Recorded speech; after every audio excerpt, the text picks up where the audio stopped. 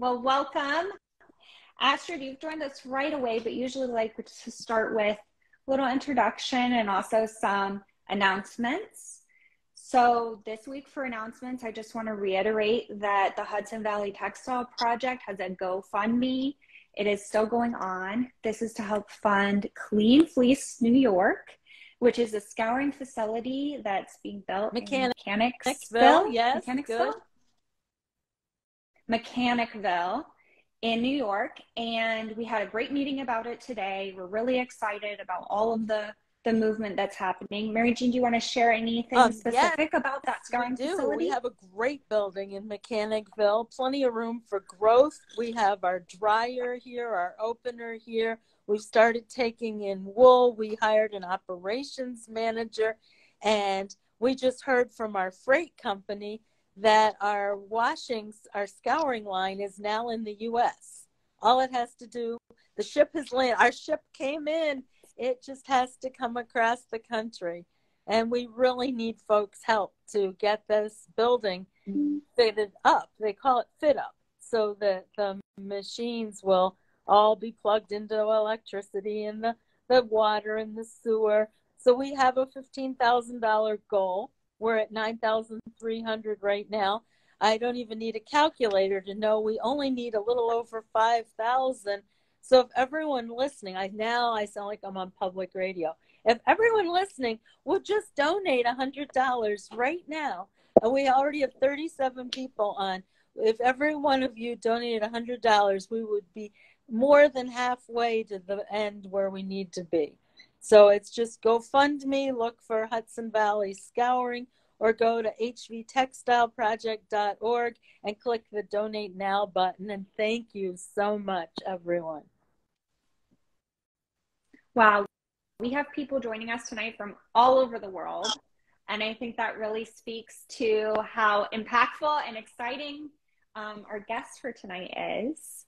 So I do want to go ahead and welcome Astrid, also known as Ewenique Astrid, who is joining us tonight. Hi, welcome.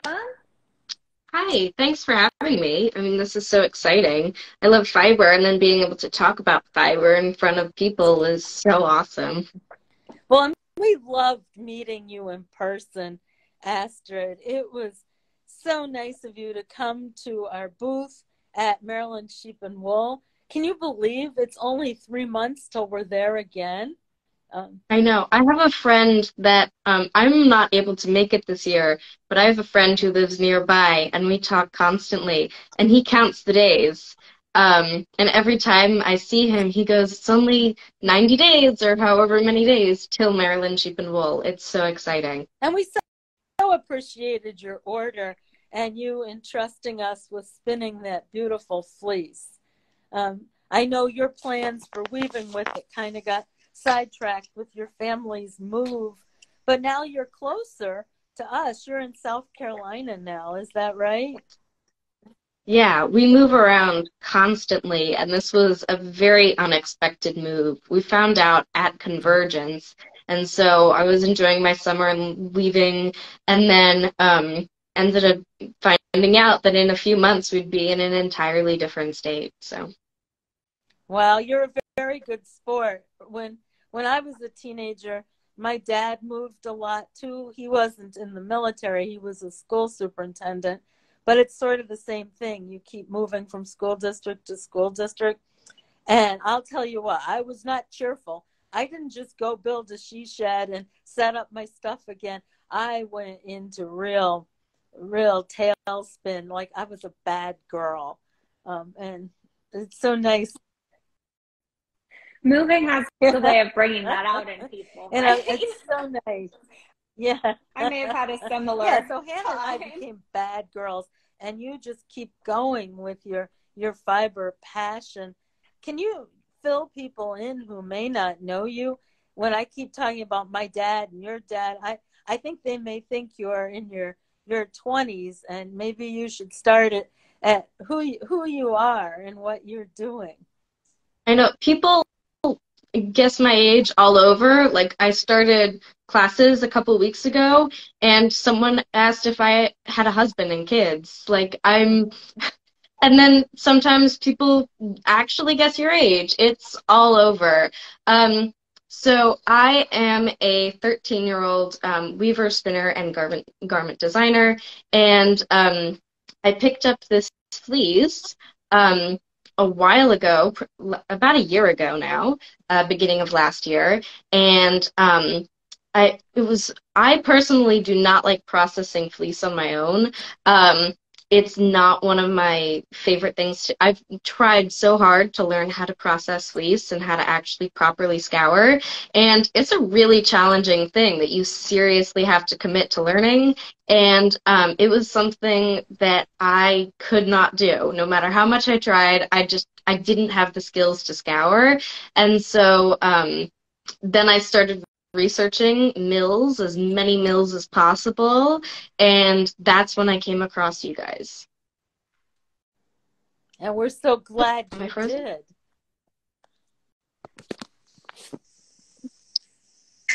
And for those of you who are just joining us, we are live from the mill, Battenkill Fiber Mill in upstate New York, and our special guest tonight is Astrid, Ewenique Astrid, who is a 13-year-old textile artist. She makes clothes, she weaves, she spins, and we're so excited to have you on. Astrid, one of the things I've just been dying to ask you, and I'm sure you get asked this every time you have a call, is I would love to hear about your origin story. Like what age did you get interested in textiles? What was the initial impetus for getting going? And what piece kind of fell into place that drew you to weaving and then sewing, So, or which piece came first? I was about 7 when I took a class at Joanne's that was crocheting, knitting, and sewing. It was kind of the trifecta, and it was just a summer boot camp where we learned everything. And I actually went with my brother because I wasn't old enough, but my brother was. And so my mom said, "Go, you'll have fun. Your brother's there, he's old enough. It'll be great." And my brother was not that interested, but I fell in love with crocheting initially, and still cannot knit to this day. I have no abilities whatsoever knitting wise, and I have continued to sew throughout that. So then a little bit later, I learned to spin at North Carolina Fiber Festival with Julie Wilson, and that was really amazing. I was also not nearly old enough for that. Um, I think the age requirement was like 16 or something, and I was 9, so I wasn't even close.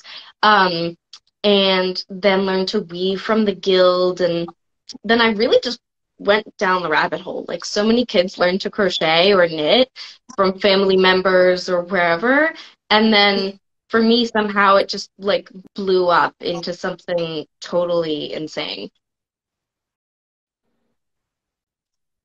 That's awesome. So what was your first sewing project then? What did you make in that I first class? I think it was like a pair of pajama pants or something. Like I didn't even start working or sewing with my hand woven until the pandemic, and like really dig in because for so long um, I was weaving custom orders, and people would message me for scarves and shawls and kitchen towels and things like that. And I was always filling so many orders, and I knew that that wasn't what I wanted to do, and I was just dreaming of making these garments. And I was so busy with other people's orders and custom orders and things like that that I never actually had time to do any of that. And so I there was a couple of years ago, we took this trip to Gatlinburg, and we met this woodworker named Jake. And he said he was also a homeschooled student, I think, super creative, amazing, talented woodworker. And he said, do what you love and the money will follow.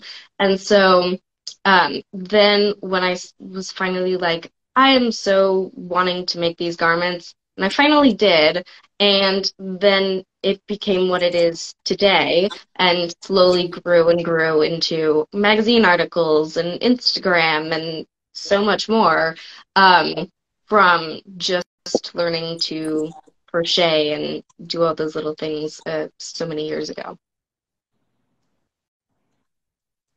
I saw that you were recently, or fairly recently, featured on an Etsy conversation podcast or video, which is huge. So congratulations on that feature, because that's massive. I really want to hear about what you're doing with the yarn that we made for you, and I want to hear about the yarn too. So maybe Mary Jeanne could start and tell us about the fleece, and then how we sure thing turned it into yarn. Well, for starters, that was a great fleece to not process at home. It was an exquisite fleece, excellent crimp, good length, strong tips. You selected a beautiful fleece, but it was greasy. You needed our 185-degree water and all the little tricks that Nora and her crew in our scouring department have up their sleeves. And that's all what it took to get that kind of super clean. But it spun like a dream. I think we made just a single ply yarn. Is that right, Astrid? Mm-hmm. Yep. So sometimes I worry about fine wools as a single ply, that they won't have enough strength in weaving. But I think this one's going to be fine. We were able to put a lot of twist in it. We steamed it especially hard to make sure it wouldn't twirl back on itself, because singles sometimes have a bad habit of misbehaving. But hopefully we've got this one so the twist is really set for you. And I think you may be planning to dye some of it, and in which case dyeing it will set the twist more also. Mm-hmm. Yeah. Do you have any of this is all handy, this is it. Astrid? So I have a little bit all over my house, because whenever I'm project planning, I like to have a little or one skein or cone with me. And so like I just like to carry one with me while thinking about the project. And it came out amazing. I just love it. So I especially, as a weaver, like fine yarns, and that's mainly why I chose you guys, is because 3,000 yards per pound singles is not something that a lot of mills do. And so when researching so many mills, because there really is a lot between wait times and everything, there's a lot to consider when looking for a mill. And so I wanted fine yarn. For me, everything is about as fine yarn as possible. I've got a project coming up with 62 silk, which is like 15,000 yards per pound, which is the finest I've ever worked with. I'm a little scared. It's really thin. But anyways, so this is about, what is it, like 10 pounds? Yeah, I think it's around 10 pounds. And I am going to dye some of it. I'm going to keep some of it white and natural because it really is gorgeous. And I have a couple other fleeces actually that I need to start getting into processing because they're stunning and just sitting in my loft. And yeah, I am going to. Yeah, I just buy them because I think they're beautiful, and then they just sit until I find a time to send them to a mill or have them processed, because I just want to buy fleece. Like, it's so pretty. It's the fun part. That's the fun part. We're really good at that. Mary Jeanne I really buy good a at lot buying of fleece. fleece. I want to circle back to something you said you are planning, Astrid, and that is dyeing some and keeping some white. Are you going to use them together in the same piece of cloth? So I'm not 100% sure yet. I'm still working on that part. One thing that I really like to do is painted warps, where you wind the yarn first and then can do colors. And I like the effect that it gives versus doing stripes or variegated or something like that. And I've done a couple recently, and I am just in love with the whole concept. And so because it's wool, I'm planning on doing plain weave. And, well, not just because it's wool, there's a couple other components when it comes to sewing with it and things like that. But I'm planning on doing plain weave and then focusing on color and overall style and really going crazy with those aspects. So I think there's just a question in the chat. Yes, someone wanted to know if you're planning on using it as warp or weft or as both. Probably both, because there is quite a bit of it. I mean, like I did a rough calculation the other day, and I think with the width of my loom and like an approximate set, I think I can get like 20 yards or something, which for garment making is a lot. And I'm getting a Magato soon, my Luette Magato, and that weaves 51 inches. So a good amount of fabric, which when it comes to garments can sometimes, my previous loom or my current loom only does about 38 or 40. And so sometimes when doing a wide skirt or things like that, it can be challenging. So. And someone else in the chat, Virgin Saw Dyeworks, some friends of ours, wanted to know if you were planning on doing acid dye or natural dyeing for your dyeing. I'm personally better at acid dyeing. I've been able to get some great results so far with acid dyeing, and I think there's just such a versatility to using acid dyes that currently that's my route that I think I'm going to take. So. The simplicity's there too, especially if you're doing a lot of painting. It can be easier to get the results in placement that you want with acid dyes. Something about I love your color dyed projects. And undyed. The white has not really been washed other than when we scoured the wool.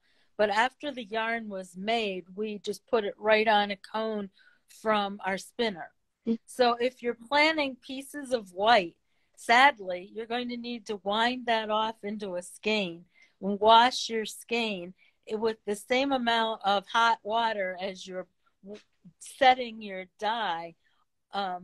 Otherwise, you're going to have different shrinkage rates, which could be pretty substantial, I think, on single ply, because you don't have the two ply to give it structure.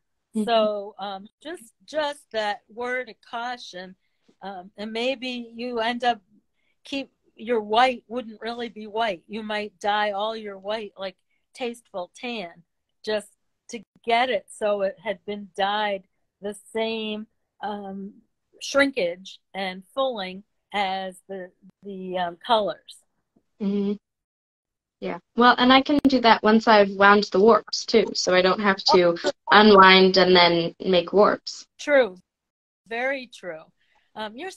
She's so clever, but I just, especially people who are listening, I want to make sure they don't get surprised by working dyed yarn and undyed that may not have the same finish, because that can be, I mean, we're talking 4 and 5% shrinkage, enough that your garment could, your fabric could pucker if you aren't careful. Now, what about you think you're going to do a plain weave? Do you think that's going to hold up all right? Because I understood that like a twill, a hard-wearing twill, might be a better weave structure for clothing than plain weave. Can you tell us a little more about those two structures and why and how you're picking what you're picking? So there's a couple things that play into factor.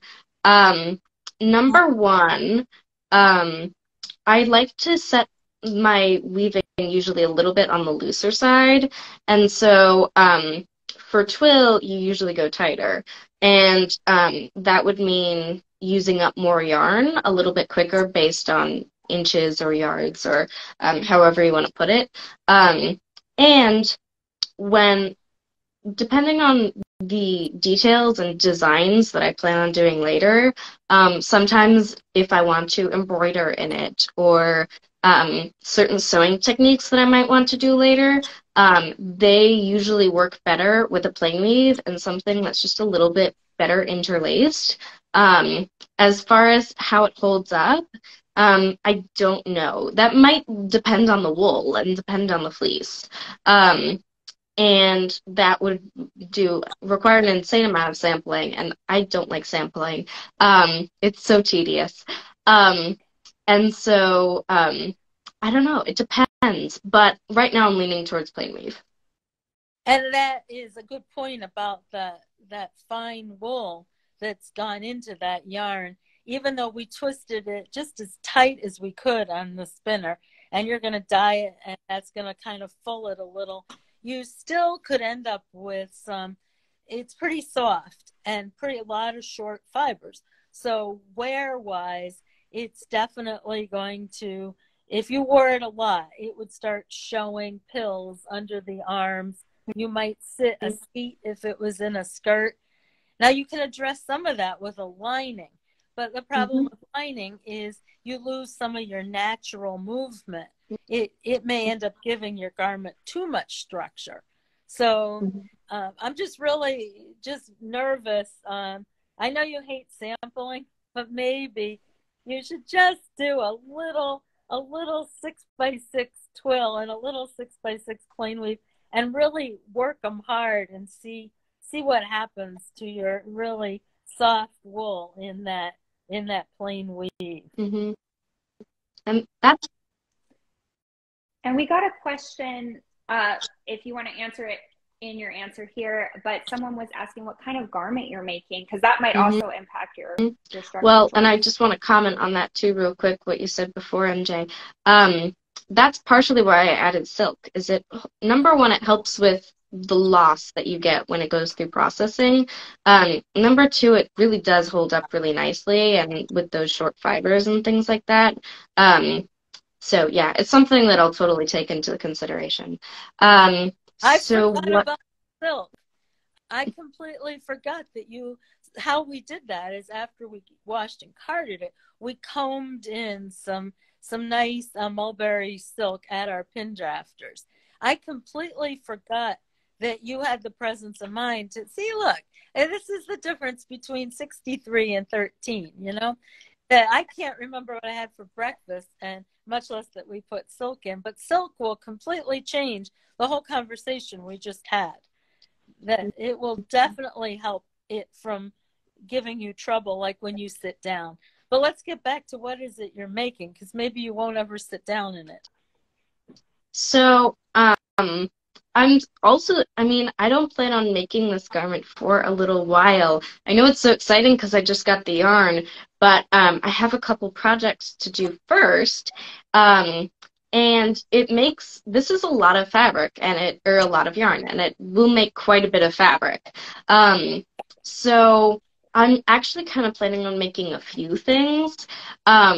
So I have a couple in mind, but overall, when it comes to fabric, I want to do kind of a tweed type of fabric, something very colorful, but still that has that wool texture and has a very natural feel to it. And then kind of like a tweed, very like Chanel dresses, like the old Chanel, those tweed Chanel dresses. Chanel isn't even one of my favorite brands, yet for this material, I think it would be just perfect style for it. So maybe like a dress, or like I love cardigans and things like that. So I have a couple things in mind, and I just have to narrow it down to which ones yarn. That'd be a real two-piece. So a straight dress, and then that boxy Chanel jacket with the simple buttonholes. And it's slightly boxy, but I think this fabric would work really well, and you would get use out of the A-line dress by itself with some accessories, and you can wear the jacket by itself with just a pair of high-waisted jeans, or over top of the dress for like a real vintage retro look. Yeah, a little bit of like a mix and match thing. There's something called a capsule wardrobe, and it's going to be a little bit like that. A capsule wardrobe is where you have a lot of different pieces of clothing that all mix and match. So they kind of all fit the same color theme, like black and white. And then you can, maybe it's like just 10 pieces, and then you mix and match them in unlimited combinations to create so many different outfits. And so I'm not going to have enough to make 10 garments, but something close to that concept where I can do a lot with a few pieces of or a few garments. And even on That sounds so dress, cool. if you made it a little on the short side, then you could wear it with as a tunic with some cute leggings, and that completely changes it from wearing it with bare legs and pumps. Mm-hmm. Exactly. Wow. Wow, I'm so excited to have you here. And can you tell us any about your future? Like, you're so accomplished at 13. When I was 13, I was, eighth grade. I could knit and sew, and including like the eighth grade semi-formal. I made my own dress for the eighth grade semi-formal all by myself, and my girlfriend helped me hem it, and I helped her hem hers, and so on. But it's a different world. I obviously went on to engineering school, and kind of left. Now I did more mending in college. That was quite the style then, and hand embroidery of Grateful Dead decals on guys' shirts and so on. What do you see next for you in textiles? I think it's something bigger. So for right now, I am doing 4 semesters with the Cut Design Academy in Vancouver, and I have only been doing classes for a few weeks, and so far it's going really amazingly. So I do design and illustration semester first, then pattern making, then I think pattern making too, and then for my last semester I get the choice between couture designing and costume designing. So I get to pick depending on where I'm at then. And so for the immediate future, that's where I'm headed. For the far out future, it's hard to say. I mean, if you asked me just a couple of years ago, I would have had a completely different answer. But my goal for right now is to eventually own a couture shop that is entirely handwoven. So, such to be able to show the versatility of handwoven material in garments.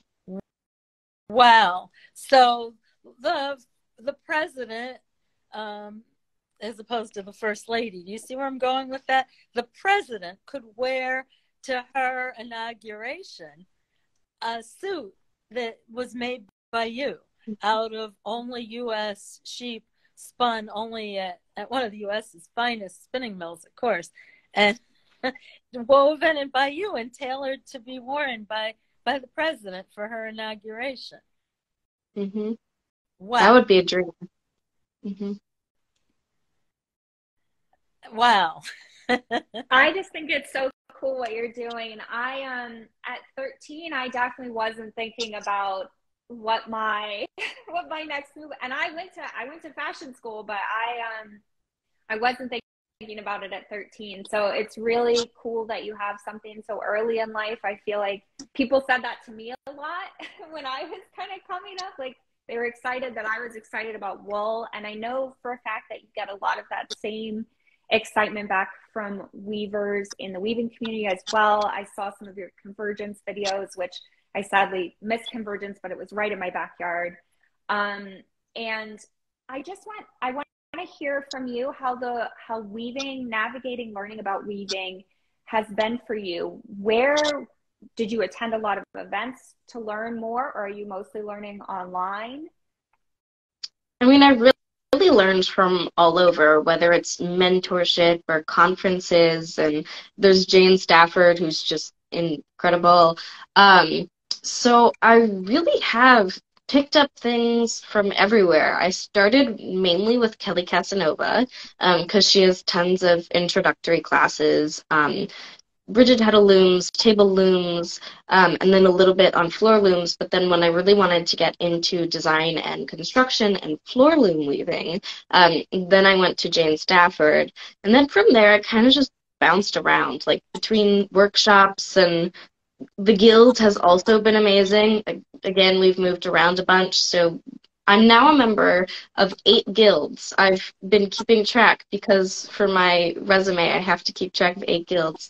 But there's quite a few. And so you really, as a homeschool student, you learn a little bit from everywhere. And everything weaving and sewing related, that all becomes learning and a part of my education.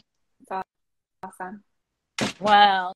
Now let me just roll out the red carpet to you here in the Hudson Valley. You may not want to come tomorrow. It's supposed to go below 0. I don't mean below freezing, girls. I mean below 0. You know, you write a minus in front of the temperature. So don't come tomorrow. But it would be fabulous if you and your family would come and we could kind of develop a week-long textile immersion. We have several weavers that we're partnered with at the Hudson Valley Textile Project. Lily Marsh, who you met in our booth in Maryland. And who is Tegan in the chat? Oh, yeah, she was in the chat. Good. Tegan Frazino from Comfort Cloth Weaving. Mm-hmm. And then Kelly Conway, who is also a weaver who is, I hope, very soon going to come to weave full time, as she has a day job. But I'm trying to talk her out of that. So anyhow, we have 3 excellent floor loom weavers that we work with, and we always offer opportunities at the mill just to learn a little more about the yarn end of what it is you're making. And I think your whole family would love visiting our area in nicer weather. There's a lot to see and do in the Southern Adirondacks and Lake George region. So the red carpet, you all heard it on Instagram first. The red carpet is rolled right out to you, Astrid, and your family. That would be awesome. Me and my family love traveling so much. Like, my brother is actually planning a big trip to Berlin this fall, which is a little scary because he's going on his own. It's this homeschool experience where teenagers get to, I'm not old enough yet, that's one of the limitations of being so young, but they get to go and create their own, it's like a guide to Berlin on a budget or something like that. And they spend 4 weeks traveling Berlin, and then they write their own little book, or I'm not 100% sure. But I'm hoping he gets in because that would be awesome. And so, yeah, we would just love to visit. That would be such an awesome trip. Great. I saw Kelly Conway commented. Hannah, did you see K.A. She said Conway? She's retiring soon. Yeah, so she's there. I hope she didn't mind. Kelly, I hope you didn't mind me saying we're finding more people to visit all the time. I think she's making hearts go.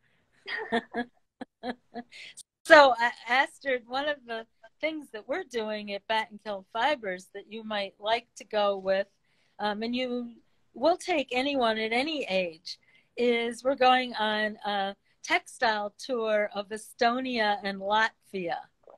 We're leaving October 29th and coming back November 7th. The group is capped at 26. We have 10-ish now, maybe 12. So there's still room for you and 14 or 16 other people. So far, I haven't even announced it other than just people who travel with our group a lot, like every year, just already have it on their calendars. I'm wearing a sweater that I got right at the mill where it was knit in Scotland on our last tour. It's called the Eribe, E-R-I-B-E mill. And our group spent the day behind the scenes at one of their knitting mills, and then also in the home of the owner of the business, listening to her business plan and how she grew from, she started her business in her teens also, Astrid, with just one knitting machine, and these ideas that this kind of stitch, this Fair Isle style, didn't have to be frumpy. Fair Isle could be fun. And now 30 years later, she's in her 40s and has shown that Fair Isle can definitely be fun. So anyhow, we always get access to these very unique experiences when we travel, because as a group, you can call the curator of a embroidery museum or the lace center in Hapsalu and say, I'm bringing 16 Americans who all have a credit card and they really want to spend some time. So please think about joining us. I'm sure there will be some weaving. I think in Tostama or Valangi, we're going to a whole textile center that has, in addition to Latvian braids and Estonian knitting styles, we'll also have weaving to see. Yeah, that would be awesome. I've been looking for something like that. And from a homeschool standpoint, I'm sure there would be a lot of other curriculum besides textile that one would gain from an experience like that. If nothing else, just the food aspect and the geography. One day we're going to be on Muhu Island, so the whole ferry experience and analyzing how a culture that is pretty much all women, because the guys all were sailors. So they'd come home just long enough to have a couple of dates with the girls, and back out they went to sea for another year, and the women ran their island.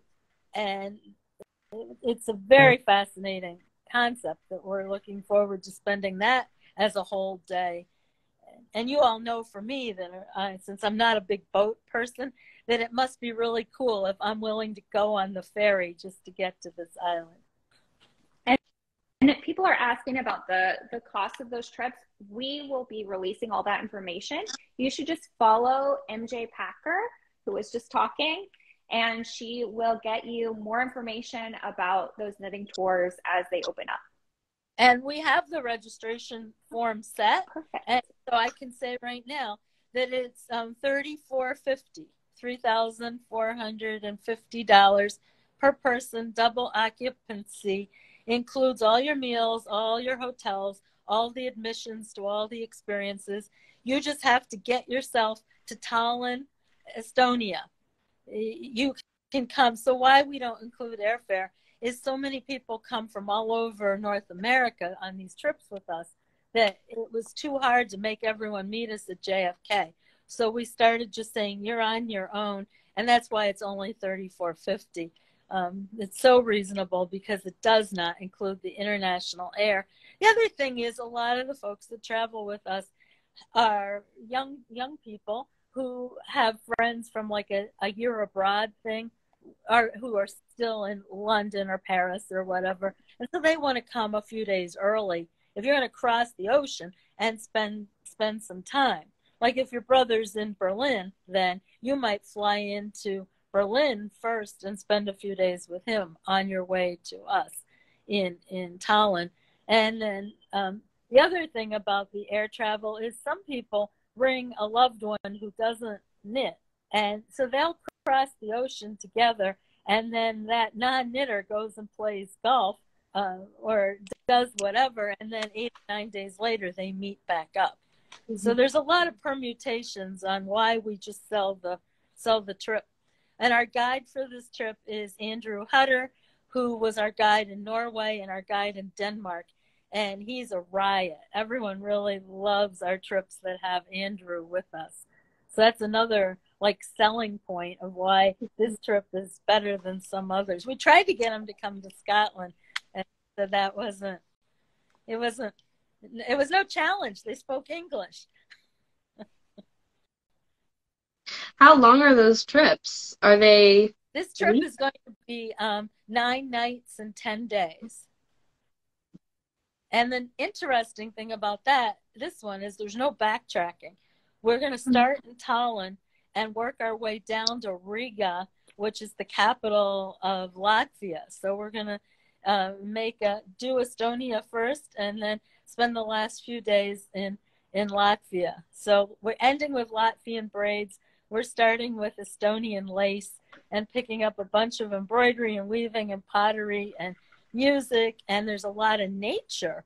It's right on the Baltic. So there's 4 seasons of bird watching, because to birds who live like in northern Finland or northern Sweden or wherever, they think that it's like tropical there on the south side of the Baltic. the way birds here in the U.S. might go to Mexico for the winter. Those birds are happy with just getting some of them. I mean, some go all the way to the Mediterranean for their migration. But apparently, if you're any kind of a birder, it's a lifeless opportunity too. Who knew? Mary Jeanne, what are the dates for that trip? Someone in chat wanted to know. October 29th through November 7th.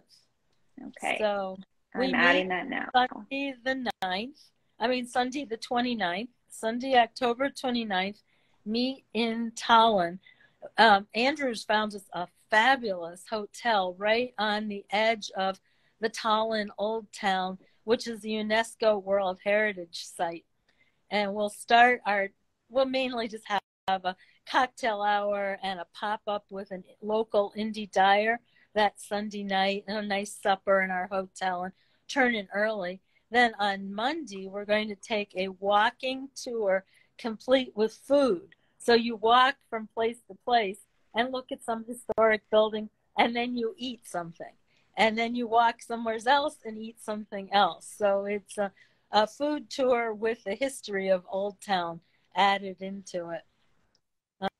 Astrid, if your mom is listening, we can promise that we won't let you do any of the wine and beer tasting unless she says it's okay. Mom, it's okay. And our children, not Astrid, included on this trip. What is your age minimum for this trip, Mary Jeanne? There's no age minimum or maximum, but there is quite a bit of walking. So if you're not able to climb up and down off a bus several times a day and walk a good 10,000 steps a day, it may be a little too active for you. And if you're not into fibers, you're going to be bored. So the only kids have to be fiber kids. And same with adults. The only adults have to be fiber adults also, because that's what the whole thing is about. We are staying in Parnu a few nights, which is a spa town, a resort town right on the Baltic. And we're staying, because it's off season, we're in their best hotel in Parnu, which has this amazing on-site spa. And so we've blocked out a few half days in Parnu so we can get a mud bath or a facial or some massage, whatever you want at that resort. Well, I'm sold. I'm sure Astrid is sold. For anyone who's listening in the comments and they're like, yeah, I need that trip, I need that vacation, you can send Mary Jeanne a message, MJ Packer, here on Instagram. Mary Jeanne, I think there's also a link on the Battenkill website, right? There will be. Right now we're in pre-sale, so we're really taking it low key for now. Also of interest, it probably won't be on the Battenkill website. I've started a new business like I didn't need enough. It's called Battenkill Textile Tours, LLC. So it'll actually be the new company, Battenkill Textile Tours, that is organizing. This is our maiden event. Well, then I think we're pretty safe to say that if you're interested in that, go ahead and join the regular Battenkill newsletter, which you can find in the link in our bio, and we'll send out a link to that when that new company launches so that you can find all of the tours, not just this really cool one for the fall. We're also going to do a little knitters retreat April 16th to 20th to Asheville, North Carolina. And Astrid, you'd love to see one thing that's happening in Asheville. A group called Local Cloth. It has a local blanket project, kind of modeled on what they do in the Hebrides with Harris Tweed, where there's one mill making all the yarn and one dyer making all the colors, and then a dozen different cottage weavers, each weaving a certain blanket style. And then they're all being branded and marketed by this group called Local Cloth. They did a market study last year at all the Grove Park Inn, talk about a spa hotel, and all these great properties in Asheville, which is quite a arts and crafts community. And they narrowed down from a dozen designs to the top 4. And now that's what all the cottage weavers will be weaving. And I know about it because we're making the yarn for the project. And I'm honored that they entrusted us with that important part of it. And so we're taking a small group to have a day-long class at the local cloth studio in Asheville. We'll actually be doing indigo dyeing. And then we're going one day to Black Mountain Yarn Shop. And then one day, design your own adventure. You can go to the Blue Ridge Parkway. You can go to the North Carolina Arboretum. You can just go to the Grove Park Inn and sit in their soaking pool all day. Hike on the Blue Ridge Parkway. There's so many things. And the Biltmore is on the list too. Mm-hmm. So it's just a 4-day retreat, but weaving is certainly going to figure prominently in that as well. Those sound like awesome trips. I'm really excited because I'm doing a trip this summer. I'm going to Oregon for the Association of Northwest Guilds Conference, and it's so weaving oriented, and I am entirely taking weaving design classes. I'm staying with JC Boggs Faulkner because she was talking about it in her Patreon, and then in one of her emails when we were chatting about something else, she goes, I have a spare room if you'd like to come. And I was like, absolutely. And I looked into the classes and I was just like, I have to go. So I'm going all by myself. This is the first time I'll have traveled anywhere by myself, which is really hard because it's in Redmond, which is not anywhere near any of the main airports. Oh. And I can't drive myself anywhere. So it becomes more of a challenge when you can't get yourself places, but you still want to go to weaving conferences and take crazy trips without someone who can drive. So. Well, you'll be in good hands with JC. I went to the Eugene Textile Center when I was out. My daughter is in Portland, Oregon, and we went down to the Eugene Textile Center. And, I'm not a weaver. I just make yarn. But I know I've picked up this much, And wow, I don't know even what airport you're flying into compared to where Eugene is. But if you can squeeze a day out to go to the Eugene Textile Center, you would just be blown away. I've been. That's where I got my loom. It was the only place that I could find an Ashford floor loom because I had talked to members of the guild and no one was ever in town, but I was so excited about the loom, but I couldn't find a place to actually see the loom in person. And it was on one of our summer road trips, and we were going to pass through Eugene, Oregon, and they had a used one online, and I ended up seeing it in person and buying it that day and having it freighted home. Wow, good for you. So offline, make sure you email me a reminder, and I'll introduce you to my daughter who's in Portland, because you just never can tell when you might need a friendly face when you're on the other side of the country from your family. And I know she'd be glad to help you in any kind of tight spot you got into. Yeah, that would be awesome. Are there any other questions I might have missed? I think we got them all in the comments, but if anyone has a question for Astrid that you'd like to drop in the comments, now would be the time to do it, because I think we're going to wrap up for the evening and let you get back to your projects. There's so much going on. I'm so sad you won't be at Maryland, though. I was looking forward to seeing you in person again, but this has been fabulous, even if we can't be together live. Well, we are live. Mm-hmm. What do y'all say, IRL? Someone in the comments did ask how you started learning to weave, and we actually answered that question earlier in the segment.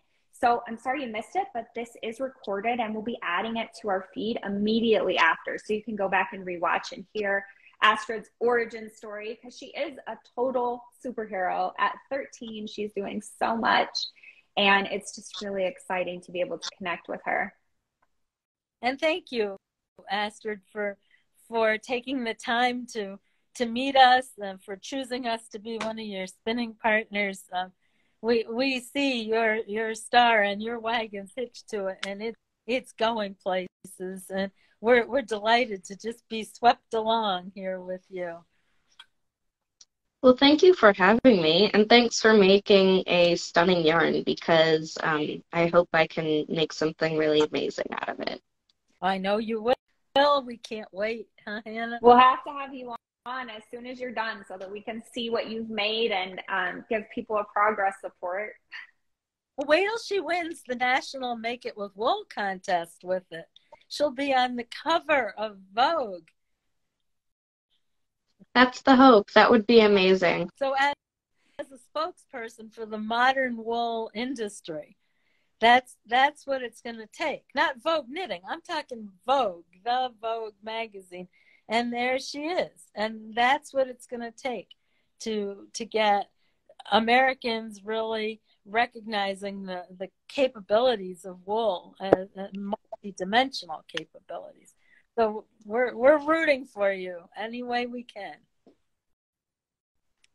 Yes. Thank you so much for joining us tonight. And for those of you who are catching the last little bit, this was live from the mill with Battenkill Fibers. Our special guest, Astrid, Ewenique Astrid, who can follow her on Instagram. I'm Hannah Thyssen-Howard, and we have mill owner and founder Jeanne Packer, who also runs Battenkill Fiber Tours. We are so happy to have you guys on every week, and we'll be on 2/16 with another special guest.